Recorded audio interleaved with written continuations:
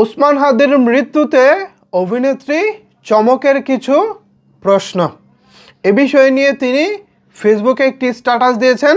সেখানে তিনি বলেছেন, সে কোনো এমপি মন্ত্রী ছিল না, কারো হক আত্মসাৎ করেনি, সাধারণ মানুষের উপর অন্যায় করেনি। তবু সামান্য কথার দায়ে একটা জীবন এভাবে শেষ হতে পারে? একটি প্রশ্নবোধক চিহ্ন। এরপরে তিনি আরও লিখেছেন, যে বাক স্বাধীনতার জন্য এত আন্দোলন, এত স্লোগান, আজ সেই স্বাধীনতা কোথায় দাঁড়িয়ে? আরও একটি প্রশ্নবোধক চিহ্ন। এরপরে তিনি লিখেছেন, ভিন্নমত মানেই কি শাস্তি? এখানেও প্রশ্নবোধক চিহ্ন। এরপরে লিখেছেন, প্রশ্ন করাই কি অপরাধ? এখানেও প্রশ্নবোধক চিহ্ন। এরপরে তিনি লিখেছেন, আজ হাদি কাল কে?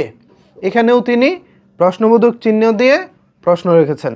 এরপরে তিনি লিখেছেন, এই প্রশ্নটা এখনই নিজেদের ভেতরে ফিরে তাকিয়ে করার সময়। আমি হাদিকে কোনোদিন সামনাসামনি দেখিনি, ওনার সাথে আমার কোনো রক্তের সম্পর্ক নেই, কোনো রাজনৈতিক দলের সঙ্গেও আমি যুক্ত নই। তবু আজ মনটা কেমন ছটফট করছে, একটা গভীর অস্বস্তি। অভিনেত্রী চমক প্রশ্ন ছুড়ে দিয়েছেন আপনার আমার সবার বিবেকের কাছে।